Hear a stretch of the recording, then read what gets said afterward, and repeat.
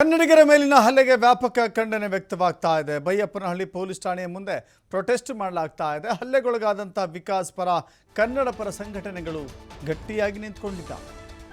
ನಿನ್ನೆಯಷ್ಟೇ wing commander ತನಗೆ ಅನ್ಯಾಯ ಆಗಿದೆ, ಹಲ್ಲೆ ಆಗಿದೆ ಅಂತ ವಿಡಿಯೋ ಮಾಡಿ ಅದನ್ನು ಹರಿಬಿಟ್ಟು ತನ್ನ ಮೇಲೆ ಸಿಂಪತಿ ಬರುವ ರೀತಿಯಲ್ಲಿ ಮಾಡಿಕೊಂಡಿದ್ದ ಶೀಲಾದಿತ್ಯ ಬೋಸ್. ಆದರೆ ಶೀಲಾದಿತ್ಯ ಕೇವಲ ಅರ್ಧ ಸತ್ಯವನ್ನು ಹೇಳಿ ಇನ್ನರ್ಧ ಸತ್ಯವನ್ನು ಮುಚ್ಚಿಟ್ಟಿದ್ದ. ಇದೀಗ ಜಸ್ಟಿಸ್ ಫಾರ್ ಕನ್ನಡಿಗ ಅಂತ ಹೇಳಿ ಹ್ಯಾಶ್ಟ್ಯಾಗ್ ಅಭಿಯಾನ ಕೂಡ ಶುರುವಾಗಿದೆ. ಬೈಯಪ್ಪನ ಠಾಣೆ ಮುಂದೆ ಜಮಾಯಿಸಿದ್ದಾರೆ ಕನ್ನಡಿಗರು. ವಿಂಗ್ ಕಮಾಂಡರ್ ಶೀಲಾದಿತ್ಯ ಬೋಸ್ ವಿರುದ್ಧ ಆಕ್ರೋಶ ವ್ಯಕ್ತವಾಗ್ತಾ ಇದೆ. ಆತನಿಗೆ ಸರಿಯಾದ ಶಿಕ್ಷೆ ಆಗಬೇಕು, ಕನ್ನಡಿಗರ ಮೇಲಿನ ಹಲ್ಲೆಯನ್ನು ಖಂಡಿಸಿ ಅಭಿಯಾನವನ್ನು ಶುರು ಮಾಡಿದ್ದಾರೆ. ನ್ಯಾಯಕ್ಕಾಗಿ ವಿಕಾಸ್ ಕುಟುಂಬಸ್ಥರಿಂದಲೂ ಕೂಡ ಆಗ್ರಹ ಕೇಳಿ ಬಂದಿದೆ. ನಾನು DRDOದಲ್ಲಿ ಕೆಲಸ ಮಾಡ್ತೀನಿ, ನಾನೊಬ್ಬ ಸೈನಿಕ. ಅರೆ, ನೀನು ಸೈನಿಕನಾಗಿದ್ದರೂ ಕೂಡ ಈ ದೇಶದ ಒಬ್ಬ ಸಾಮಾನ್ಯ ನಾಗರಿಕನ ರೀತಿಯಲ್ಲೇ ನಡೆದುಕೊಳ್ಬೇಕು, ಸಾರ್ವಜನಿಕವಾಗಿ ಹೇಗೆ ವರ್ತನೆ ಇರಬೇಕು ಅನ್ನೋದನ್ನು ಕೂಡ ಕಂಡುಕೊಳ್ಬೇಕು. ಸೈನಿಕನಿಗೆ ಗೌರವ ಕೊಡುವಂಥ ದೇಶ ಇದು. ಆ ಗೌರವ ಉಳಿಸಿಕೊಳ್ಳುವಂಥ ಯೋಗ್ಯತೆಯೂ ಕೂಡ ಆ ವ್ಯಕ್ತಿಗಿರಬೇಕು. ಆದರೆ ವಿಂಗ್ ಕಮಾಂಡರ್ ಆಗಿದ್ದೇನೆ ಎನ್ನುವ ಕಾರಣಕ್ಕಾಗಿ ರಸ್ತೆಯಲ್ಲಿ ಹೀಗೆ ರೌಡಿ ರೀತಿಯಲ್ಲಿ ವರ್ತನೆ ಮಾಡಿದ್ದು, ಅವನನ್ನು ಅಟ್ಟಾಡಿಸಿಕೊಂಡು ಹೊಡೆದಿದ್ದು, ಹೆಂಡತಿ ಬಿಡಿಸ್ಕೊಳ್ಳೋಕೆ ಹೋದರೂ ಕೂಡ ನೋಡಿ, ಸ್ಕ್ವಾಡ್ರನ್ ಲೀಡರ್ ಮಧುಮಿತಾ ಕೂಡ ಅಲ್ಲೇ ಇದ್ದಾರೆ. ಬಿಡಿಸ್ಕೊಳ್ಳೋ ಪ್ರಯತ್ನ ಮಾಡಿದ್ರೂ ಕೂಡ ಏನೋ ಪರಮ ದ್ವೇಷ ಏನೋ ಆಗೋಗ್ಬಿಟ್ಟಿದೆ ಅನ್ನೋ ರೇಂಜಿಗೆ ಆ ಕನ್ನಡಿಗನನ್ನು ಇಟ್ಟಾಡಿಸ್ಕೊಂಡು ಹೊಡೆದಿರೋದು. ಈತ ಒಬ್ಬ ವಿಂಗ್ ಕಮಾಂಡರ್, ಈತ ಒಬ್ಬ ಸೈನಿಕ ಅಂತ ಹೇಳುವ ಯಾವ ಲಕ್ಷಣವಾದರೂ ಇಲ್ಲಿ ಕಾಣಿಸ್ತಾ ಇದೆಯಾ? ಆಮೇಲೆ ಒಂದು ಭ್ರಮೆ ಇದೆ ಇಲ್ಲಿ. ಏನು ಭ್ರಮೆ ಅಂತ ಹೇಳಿದ್ರೆ, ಬೆಂಗಳೂರು ವಲಸಿಗರಿಂದಲೇ ಬೆಂಗಳೂರು ಅಭಿವೃದ್ಧಿಯಾಗಿದೆ, ವಲಸಿಗರಿಂದಲೇ ಬೆಂಗಳೂರು ನಡೀತಾ ಇದೆ, ವಲಸಿಗರಿಲ್ಲದೆ ಹೋದರೆ ಬೆಂಗಳೂರು ಏನೂ ಅಲ್ಲ ಅನ್ನುವ ತಪ್ಪು ಕಲ್ಪನೆ, ಅಹಂಕಾರ, ದಿಮಾಕು ಇಂಥ ಘಟನೆಗಳಿಗೆ ಕಾರಣ ಆಗುತ್ತೆ. ಬೆಂಗಳೂರಿಗೆ ಅನೇಕ ಜನ ಬೇರೆ ಬೇರೆ ರಾಜ್ಯದಿಂದ, ಬೇರೆ ಬೇರೆ ದೇಶದಿಂದ ಅನ್ನದ ದಾರಿಯಾಗಿ ಅನ್ನವನ್ನು ಹುಡುಕಿಕೊಂಡು ಬೆಂಗಳೂರಿಗೆ ಬಂದು ನಿಮ್ಮ ಜೀವನವನ್ನು ಸಾಗಿಸ್ತಾ ಇದ್ದೀರಿ. ಹಾಗಂದ ಮಾತ್ರಕ್ಕೆ ಬೆಂಗಳೂರು ನಿಮ್ಮಿಂದ ನಡೀತಾ ಇಲ್ಲ, ಬೆಂಗಳೂರಿಂದ ನಿಮ್ಮ ಜೀವನ ನಡೀತಾ ಇದೆ. ಅದನ್ನು ಅರ್ಥ ಮಾಡಿಕೊಳ್ಳದಂಥ ಅವಿವೇಕಿಗಳು ಇಂಥ ಕೆಲಸಗಳನ್ನು ಮಾಡ್ತಾರೆ. ಕನ್ನಡಿಗರು, ಕರ್ನಾಟಕ ಅಂತ ಹೇಳಿ ಕನ್ನಡಿಗರ ಮೇಲೆ ಸುಳ್ಳು ಆರೋಪವನ್ನು ಮಾಡಿ ಕನ್ನಡಿಗರ ಮೇಲೇ ಗೂಬೆ ಕೂರಿಸುವಂಥ ಪ್ರಯತ್ನ ಇದು. ನನಗೆ ಹಾಗೆ ಹೊಡೆದ್ರು, ಹೀಗೆ ಹೊಡೆದ್ರು ಅಂತ ತಾನು ಮಾಡಿರುವಂಥ ತಪ್ಪನ್ನು ಮುಚ್ಚಿಟ್ಟು ನೋಡಿ ವಿಡಿಯೋ. ಒಂದು ವೇಳೆ ಈತನೇ ಹೇಳಿದ್ದು ಸತ್ಯ ಅಂತ ಹೇಳಿದರೆ ಅಲ್ಲಿ ಅಮಾಯಕನಿಗೆ ಶಿಕ್ಷೆ ಆಗ್ತಾ ಇತ್ತು. ವಿಕಾಸ್ ಅಂತ ಹೇಳಿ ಎಲ್ರಿಗೂ ಒಂದು ಅನುಮಾನ ಏನು ಶುರುವಾಗಿತ್ತು ಅಂದರೆ, ಈ ಶೀಲಾದಿತ್ಯ ಬೋಸ್ ಕಾರಿನಲ್ಲಿ ಹೋಗ್ತಾ ಇದ್ದಂತೆ, ಸಡನ್ನಾಗಿ ಒಬ್ಬ ಬೈಕ್ನಿಂದ ಬಂದು ಏಕಾಏಕಿಗೆ ಹೊಡೆದಂತೆ. DRDO ಅಂತ ಹೇಳಿ ಬೋರ್ಡ್ ನೋಡಿದ ತಕ್ಷಣ ಅವನಿಗೆ ಸಿಟ್ಟು ಬಂತಂತೆ. ದಾರಿ ಹೋಕರಿಗೆ DRDO ಬಗ್ಗೆ ಯಾಕೆ ದ್ವೇಷ ಇರುತ್ತೆ? ಸುಖ ಸುಮ್ಮನೆ ಯಾರಾದರೂ ಹಲ್ಲೆ ಮಾಡಲಿಕ್ಕೆ ಸಾಧ್ಯವಾಗುತ್ತಾ? ಈತ ಇಷ್ಟೊಂದು ರೌಡಿ ರೀತಿಯಲ್ಲಿ ವರ್ತನೆ ಮಾಡಿ ಸಾರ್ವಜನಿಕವಾಗಿ ಒಬ್ಬ ಸೈನಿಕ ಅನ್ನುವ ಗೌರವವನ್ನು ಕೂಡ ಕಳೆದುಕೊಂಡಿದ್ದಾನೆ.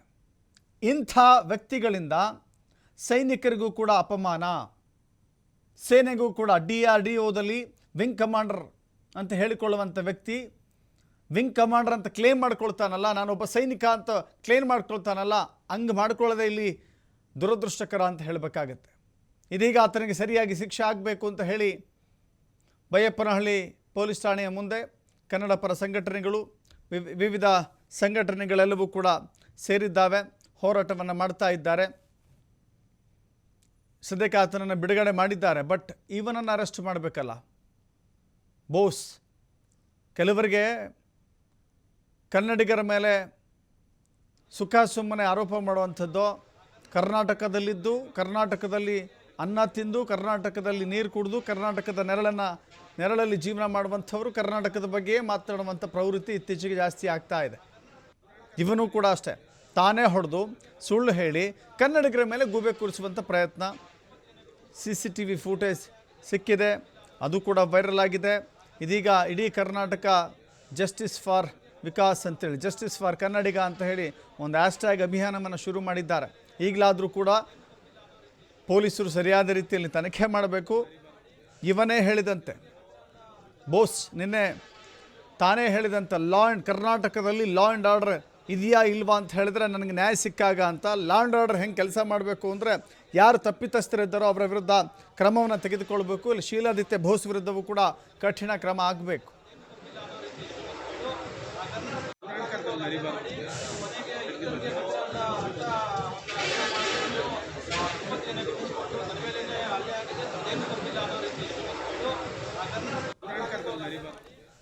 ಮತ್ತಷ್ಟು ಮಾಹಿತಿ ನಮ್ಮ ಪ್ರತಿನಿಧಿ ಸಂತೋಷ್ ಪಟೇಲ್ ನೀಡ್ತಾರೆ. ಸಂತೋಷ್, ವಿಕಾಸ್ನನ್ನು ಸುಲಭವಾಗಿ ಜೈಲಿಗೆ ಅಟ್ಟುಬಿಟ್ರು ಅಥವಾ ಅರೆಸ್ಟ್ ಮಾಡಿಬಿಟ್ರು, ಬಟ್ ಇಲ್ಲಿ ತಾನೇ ಹೊಡೆದು ತಾನೇ ಹಲ್ಲೆ ಮಾಡಿ ರೌಡಿ ರೀತಿಯಲ್ಲಿ ವರ್ತನೆ ಮಾಡಿದಂಥ ಈ ಶೀಲಾದಿತ್ಯ ಬೋಸ್ ಏನಿದ್ದಾನೆ, ಈ ಮನುಷ್ಯನನ್ನು ಅರೆಸ್ಟ್ ಮಾಡುವಂಥ ಪ್ರಕ್ರಿಯೆ ಹೆಂಗಿರುತ್ತೆ? ಯಾಕಂದರೆ ಈತ ಸೇನೆಯಲ್ಲಿರುವ ಕಾರಣಕ್ಕಾಗಿ ನೇರವಾಗಿ ಪೊಲೀಸ್ ಠಾಣೆಗೆ ಕರೆದುಕೊಂಡು ಬರಲಿಕ್ಕೆ ಸಾಧ್ಯವಾಗೋದಿಲ್ಲ. ಕೋರ್ಟ್ ಮಾರ್ಷಲ್ ರೀತಿಯಲ್ಲಿ ಮಾಡಿಕೊಂಡೆ ಅದಕ್ಕೆ ಒಂದು ಬೇರೆದೇ ವ್ಯವಸ್ಥೆ ಇರುತ್ತೆ.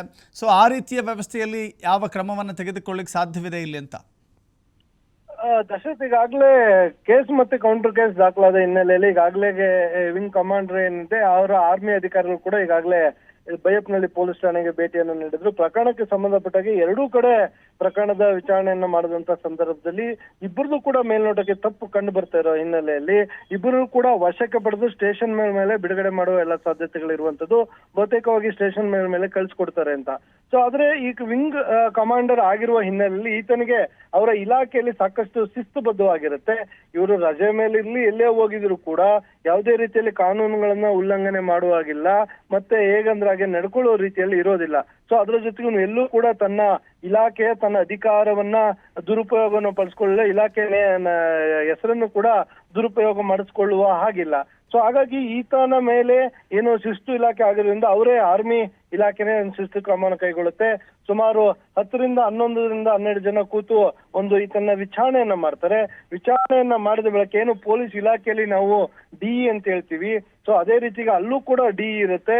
ವಿಂಗ್ ಕಮಾಂಡರ್ಗಳಿಗೆ ಕೂಡ ವಿಚಾರಣೆಯನ್ನ ಮಾಡ್ತಾರೆ. ವಿಚಾರಣೆ ಮಾಡಿದ ನಂತರ ಈತನ ತಪ್ಪು ಕಂಡು ಬಂದಲ್ಲಿ, ಈತನೇ ಉದ್ದೇಶಪೂರ್ವಕವಾಗಿ ತಪ್ಪನ್ನ ಮಾಡ್ಕೊಂಡಿದ್ದೆ ಆದಲ್ಲಿ, ಇಲ್ಲ ಅಧಿಕಾರವನ್ನು ದುರುಪಯೋಗ ಪಡಿಸ್ಕೊಂಡಿದ್ದಾಗಲಿ, ಈತ ಕೆಲಸ ಮಾಡುವಂತ ಇಲಾಖೆ ಹೆಸರನ್ನು ದುರುಪಯೋಗ ಪಡಿಸ್ಕೊಂಡು ತನ್ನ ಇಲಾಖೆಗೆ ಅವಮಾನ ಮಾಡುವಂಥದ್ದು, ಇಲಾಖೆ ಹೆಸರಿಗೆ ಧಕ್ಕೆ ತರುವಂತ ಕೆಲಸಗಳನ್ನ ಮಾಡಿದ್ದೇ ಆದಲ್ಲಿ ಏನು ಆರ್ಮಿ ಇಲಾಖೆಯಿಂದನೇ ಅವ್ರಿಗೆ ಕೋರ್ಟ್ ಮಾರ್ಷಲ್ ಅಂತ ಹೇಳಿ ಶಿಕ್ಷೆಯನ್ನು ಕೊಡಲಾಗುತ್ತೆ.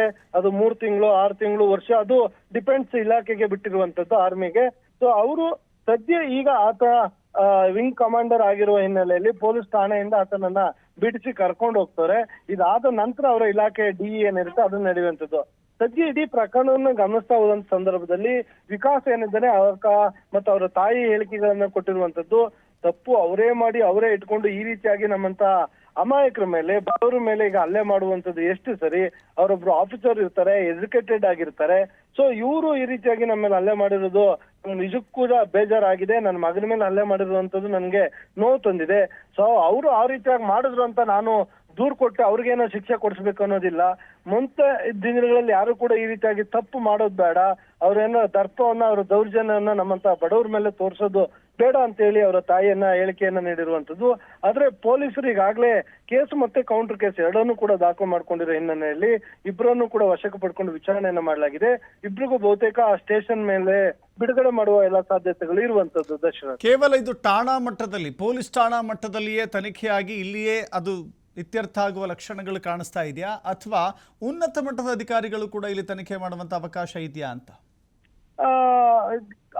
ದಶರಥ್, ಈ ಪ್ರಕರಣ ಏನೈತಿ ಇದೊಂದು ಸಾಮಾನ್ಯ ಪ್ರಕರಣವಾಗಿ ಪರಿಗಣನೆಯನ್ನು ಮಾಡ್ತಾರೆ ಪೊಲೀಸ್ ಇಲಾಖೆ. ಯಾಕೆಂದ್ರೆ ಇದೊಂದು ರೋಡ್ ರೇಸ್ ರೀತಿಯಲ್ಲಿ ಆಗಿರುವಂತಹ ಪ್ರಕರಣ. ಇಲ್ಲಿ ಇಬ್ಬರಿಗೂ ಕೂಡ ಯಾವುದೇ ಉದ್ದೇಶ ಇರ್ಲಿಲ್ಲ, ಒಬ್ಬರ ಮೇಲೆ ಒಬ್ಬರಿಗೆ ದ್ವೇಷ ಇಲ್ಲ, ಯಾವುದೇ ಹಳೆ ದ್ವೇಷಕ್ಕೆ ಇವರಿಬ್ರು ಈ ರೀತಿಯಾಗಿ ಕಿತ್ತಾಡ್ಕೊಂಡಿದ್ದಾರೆ ಅನ್ನೋದಿಲ್ಲ. ಅದ್ರ ಜೊತೆಗೆ ಇವನೇನೋ ರಾಬರಿಯನ್ನ ಮಾಡ್ಲಿಕ್ಕೋ ಮತ್ತೊಂದು ಯಾವ್ದೋ ಕಾರಣಕ್ಕೋ ಒಬ್ರಿಗೊಬ್ರು ಹಲ್ಲೆಯನ್ನ ಮಾಡ್ಕೊಂಡಿದ್ದಾರೆ ಅನ್ನೋದಿಲ್ಲ. ಇಲ್ಲ ಇವನು ವೈಯಕ್ತಿಕವಾಗಿ ಅವ್ರ ಮೇಲೆ ದೌರ್ಜನ್ಯ ಎಸಗಬೇಕು ಅನ್ನೋ ಕಾರಣಕ್ಕೂ ಕೂಡ ಹೋಗಿಲ್ಲ. ಸೊ ಇದರ ಪ್ರಕರಣ ಘಟನೆಯ ಉದ್ದೇಶ ಏನಿರುತ್ತೆ ಅದನ್ನ ಪೊಲೀಸರು ತನಿಖಾ ಸಂದರ್ಭದಲ್ಲಿ ಮಾಹಿತಿಯನ್ನ ಕಲೆ ಹಾಕ್ತಾರೆ. ಸೊ ಈ ಮಾಹಿತಿಯನ್ನ ಕಲೆ ಹಾಕಿ ದೂರುದಾರರು, ಅಂದ್ರೆ ಇವ್ರು ಏನೇ ಮಾಡಿದ್ರು ಕೂಡ ದೂರುದಾರರು ಕೊಡುವಂತ ದೂರಿನ ಆಧಾರದ ಮೇಲೆನೆ ಪೊಲೀಸ್ ಇಲಾಖೆ ಇಲ್ಲ ಪೊಲೀಸ್ ಅಧಿಕಾರಿಗಳು ತನಿಖೆಯನ್ನ ಮಾಡ್ಬೇಕಾಗ್ತದೆ. ಈಗ ಆರಂಭದಲ್ಲಿ ಆತನು ಕೂಡ ಕೋಪದಲ್ಲಿ ಕೇಸ್ ಕೊಟ್ಟಿರ್ಬೋದು, ಇಲ್ಲ ಈತನು ಕೇಸ್ ಕೊಟ್ಟಿರ್ಬೋದು.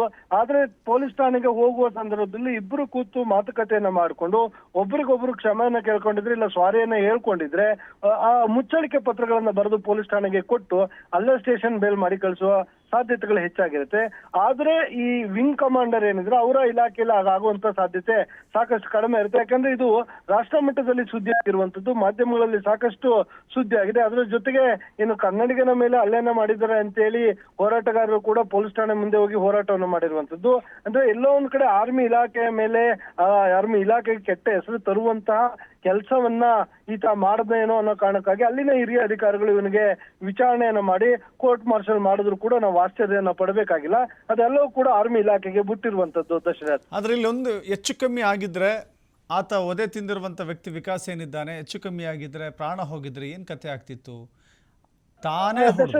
ತಾನೇ ಹಲ್ಲೆ ಮಾಡಿ ಆ ವ್ಯಕ್ತಿಯ ಮೇಲೆ ಗೂಬೆ ಕೂರಿಸೋದ್ರ ಜೊತೆಗೆ ಇಡೀ ಕನ್ನಡಿಗರ ಮತ್ತು ಕರ್ನಾಟಕದ ಒಂದು ಪ್ರಶ್ನೆಯನ್ನು ಆತ ಎತ್ತಿದ್ದ ಅಂತ ಹೇಳಿ, ಹೀಗಾಗಿ ಇಡೀ ಕರ್ನಾಟಕದ ಜನ ಕೂಡ ಆಕ್ರೋಶವನ್ನು ವ್ಯಕ್ತಪಡಿಸುವಂತ ಆಯ್ತಲ್ಲ. ಜೊತೆಗೆ ಸೈನಿಕರ ಮೇಲೆ ಇರುವಂಥ ಗೌರವ ಇದೆಯಲ್ಲ, ಈ ಥರ ನಡವಳಿಕೆಯಿಂದ ಬೀದಿಯಲ್ಲಿ ಕಳ್ಕೊಂಡು ಹೋದ. ಸೈನಿಕರಿಗೆ ಬೆಲೆ ಕೊಡುವಂಥ ದೇಶ ನಮ್ಮದು, ಬಟ್ ಈ ರೀತಿ ವರ್ತನೆ ಮಾಡಿದ್ರೆ ಯಾವನ್ ಬೆಲೆ ಕೊಡ್ತಾನೆ ಅಂತ. ಖಂಡಿತವಾಗಿಯೂ ದಶರಥ್, ಇಲ್ಲೂ ಕೂಡ ಅದೇ ಇರುವಂತದ್ದು. ಈತ ಓರ್ವ ಸೈನಿಕ ಅನ್ನೋ ಕಾರಣಕ್ಕಾಗಿ ವಿಕಾಸ್ ಇರ್ಬೋದು, ಅವರ ಕುಟುಂಬದವರಾಗಿರ್ಬೋದು, ಯಾವುದೇ ದೂರನ್ನ ಕೊಡಬೇಕು ಅನ್ನೋ ಉದ್ದೇಶ ನಮಗಿಲ್ಲ. ಆರ್ಮಿ ಅಂದ್ರೆ ಅದ್ರ ಮೇಲೆ ನಮಗೊಂದು ಗೌರವ ಇರುತ್ತೆ, ದೇಶಭಕ್ತಿ. ಅದೇ ರೀತಿಯಾಗಿ ನಾವು ಹೇಗೆ ನಮ್ಮ ದೇಶವನ್ನ ಗೌರವಿಸ್ತೀವಿ ಅದೇ ರೀತಿಯಾಗಿ ಸೈನಿಕರನ್ನು ಕೂಡ ನಾವು ಅವ್ರನ್ನ ಗೌರವಿಸ್ತೀವಿ. ಆದ್ರೆ ಇವ್ರದೇ ತಪ್ಪಿಟ್ಕೊಂಡು ನಮ್ಮಂತವ್ರ ಮೇಲೆ ಹಲ್ಲೆಯನ್ನ ಮಾಡಿರುವಂತದ್ದು. ಇದು ಒಂದು ವೇಳೆ ನೀವು ಹೇಳಿದಾಗ ಏನಾದ್ರು ಆತನಿಗೆ ಮಾರಣಾಂತಿಕವಾಗಿ ಹಲ್ಲೆ ಆಗಿದ್ರೆ, ಕೈಯ ಕಾಲ ಮುರಿದು ಹೋಗಿದ್ರೆ, ಯಾಕೆಂದ್ರೆ ಸಂತೋಷ್ 30 ಬಾರಿ ಹೊಡೆದಿದ್ದಾನಂತೆ. ಅದು ಸಾಮಾನ್ಯ ಹೊಡೆತ ಅಲ್ಲ, ಬಾಕ್ಸರ್ ರೀತಿಯಲ್ಲಿ ಹೊಡೆದಿದ್ದಾನೆ ಅಂತ. ಖಂಡಿತವಾಗಿ ಈತನ ಪ್ರಾಣಕ್ಕೆ ಏನಾದ್ರು ಹಾನಿ ಆಗಿದ್ರೆ, ಕೈಯ ಕಾಲ ಫ್ರಾಕ್ಚರ್ ಆಗಿದ್ರೆ, ಮುರಿದು ಹೋಗಿದ್ರೆ, ಈತನಿಗೆ ಯಾವುದೇ ರೀತಿಯ ದೇಹದ